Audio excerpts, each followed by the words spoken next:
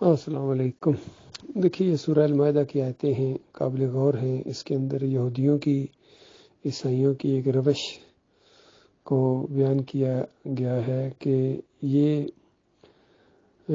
واقعات کو ان کی جگہوں سے بدل دیتے ہیں، جس کی وجہ سے معنی مفہوم بدلی ہو جاتا ہے۔ جو چیز جس موقع کے اوپر جن حالات میں بیان کی گئی ہو، وہ صحیح معنوں میں وہاں معنی دیتا ہے۔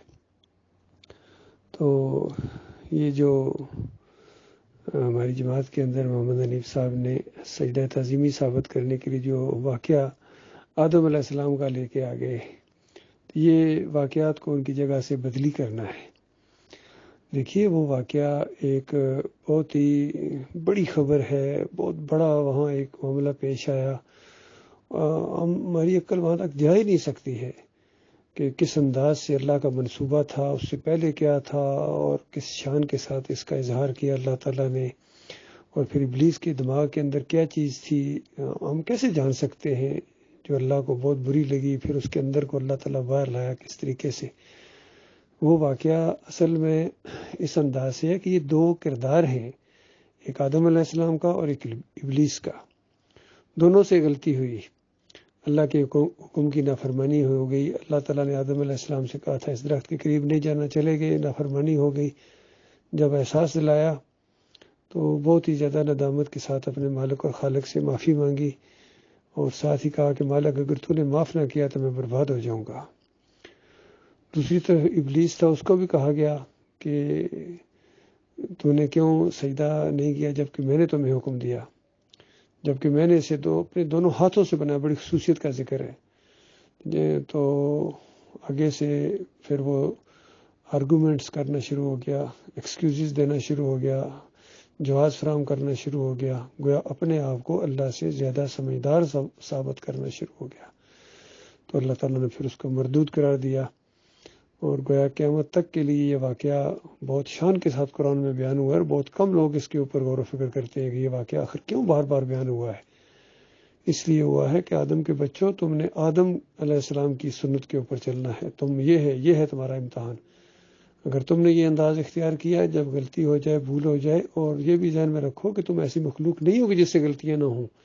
کل ابن آدم الخطاؤن، آدم کے ہر بچے سے غلطی ہوگی، یہ اس کی سرشت میں رکھی گئی یہ چیز، اس کی بناوٹ کا حصہ ہے۔ اس سے بھول ہوگی، غلطیاں ہوں گی، لیکن اپنے مالک اور خالق کے سامنے اکڑ نہ دکھانا، جان بوجھ کرنا فرمانی والا انداز نہ اختیار کرنا۔ بشریت کے تحت غلطیاں ہوں تو وہ قابل معافی ہیں، اور پھر جلدی ہی توبہ کر لے انسان، یہ نہیں کہ ڈٹا رہے آخری دم تک موت قریب آ جاؤ کہ اب میں معافی مانگتا ہوں، کہانی ختم ہوگی اس کی۔ تو لہذا جلدی معافی مانگنے والے، بار بار اللہ کی طرف رجوع کرنے والے، توبہ استغفار کرنے والے، یہ اللہ تعالیٰ کو بہت پسند ہے، اور اپنی غلطیوں کے اوپر ڈٹ جانے والے یہ بہت ہی زیادہ اللہ کو ناپسندیدہ لوگ ہیں۔ تو یہ ان لوگوں کے اندر جو خرابی آئی ہے، بہت ہی بڑی ان کی بدبختی ہے۔ محمد حنیف ہو گئے یا دوسرے لوگ ہیں کہ سعید احمد، انیس الدین، پھر دوسرے لوگ یہ سرفراز اور یہ یعقوب علی، اختر بیگ دائیو، اور پھر یہ فیاض محمود باجوہ، اور یہ بدر صاحب کے بچے، ان کی جن کمزوریوں کے اوپر انگلی رکھی گئی ہے، کاش یہ اس کے اوپر غور و فکر کرتی کہ ہمارے بھائی بتا رہے ہیں، ہمارے بھائی ہیں، ایک عرصہ ہو گیا ہم ساتھ رہے ہیں، ہم دشمن نہیں ہیں ایک دوسرے کے، بہت پیار اور محبت ہے، اور یہ پیار اور محبت خالص ایمان کی وجہ سے پیدا ہوئی تھی۔ اللہ کی وجہ سے ہم اس پلیٹ فارم کے اوپر اکٹھے ہوئے تھے، کوئی دنیاوی مفادات نہیں تھے، نہ رشتہ داریاں تھیں۔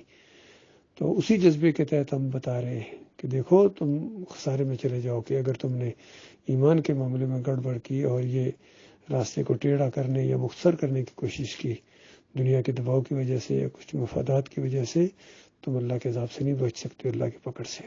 اللہ کی کسی کے ساتھ کوئی رشتہ داری نہیں ہے، جو جتنا اللہ کا فرما بردار ہے اتنا ہی اللہ کا وہ پیارا ہے۔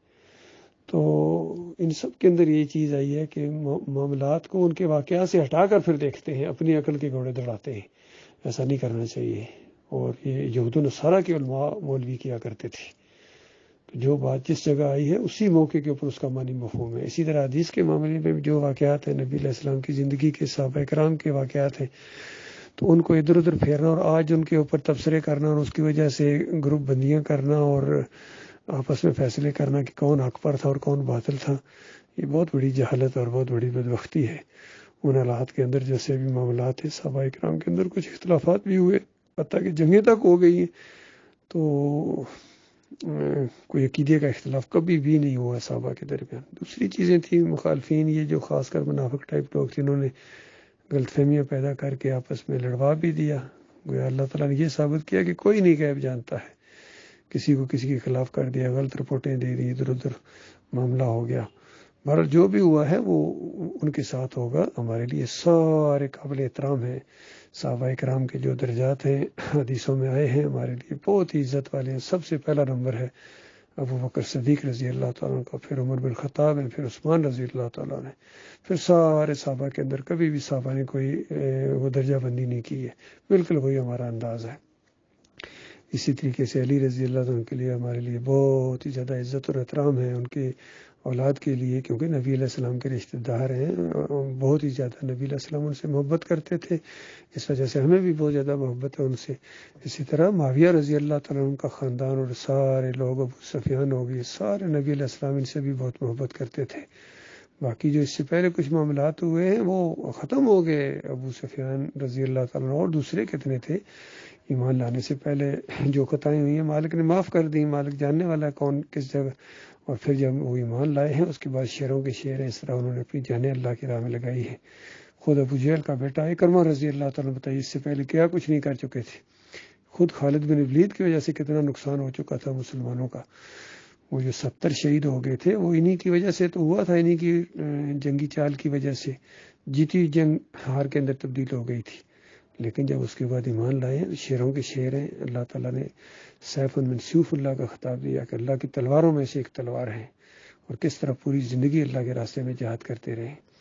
تو جو بھی ہیں، صحابہ ہیں، تابعین ہیں، تبع تابعین ہیں، بہت زیادہ ہمارے دلوں کے اندر ان کا احترام ہے، اور جو بال برابر بھی ان کے ساتھ بغض رکھتا ہے، ہمارا اس سے کوئی تعلق نہیں، ہم اس سے بیزار ہیں۔ اور یاد رکھیں اس کا یہ بغض نبی علیہ السلام کی وجہ سے ہے۔ جو صحابہ سے بغض رکھے گا وہ نبی علیہ السلام سے اصل میں بغض رکھتا ہے، اور جو نبی علیہ السلام سے بغض رکھتا ہے اصل میں وہ اللہ سے بغض رکھتا ہے۔ یہ چکر ہے سارا، یہ بڑی چین ہے، یہ سمجھنے کی باتیں۔ اور جو اللہ سے محبت کرتا ہے وہ یقیناً نبی علیہ السلام سے محبت کرتا ہے، ان کی سنت سے محبت کرتا ہے، اور جو نبی علیہ السلام سے محبت کرتا ہے وہ یقیناً صحابہ اکرام سے اور تابعین سے، تبع تابعین سے، اور جو بھی خاندان ہے سارے ان کی اولادوں سے محبت ہمارے ایمان کا حصہ ہے۔ لیکن آج ان مسلمانوں کے اندر فرقہ بندی بن گئی، گروہ بندیاں بن گئی، آپس میں لڑائی جھگڑے اور ایک دوسرے کے اوپر لعن طعن کرتے ہیں، ایک دوسرے کی ضد کی وجہ سے پارٹیاں بنا رہی ہیں، اور کوئی ایک صحابہ کو اس طرح کی بات کرتا ہے، کوئی دوسرا تنقید کرتا ہے، جس طرح یہ مرزا علی انجینئر ہے، یا ایک اور مولوی اسحاق ہے، اور بھی حتیٰ کہ ڈاکٹر اسرار تک نے بڑے سخت لفظ بولے ہیں۔ مودودی صاحب نے بھی اسی طرح خلافت و ملوکیت لکھ کر تو اس نے صحابہ کے ساتھ بغض کا ایک گویا سٹیمپ لگا دی۔ تو ہم ان سارے لوگوں کے ان چیزوں سے بالکل بیزار ہیں، ہم ان کے مشرکانہ عقیدوں سے بھی بیزار ہیں، اور ہم ان کی اس طرح کے طرز عمل سے بھی بیزار ہیں۔ اللہ تعالیٰ کو غور و فکر کرنے کی توفیق عطا فرمائے۔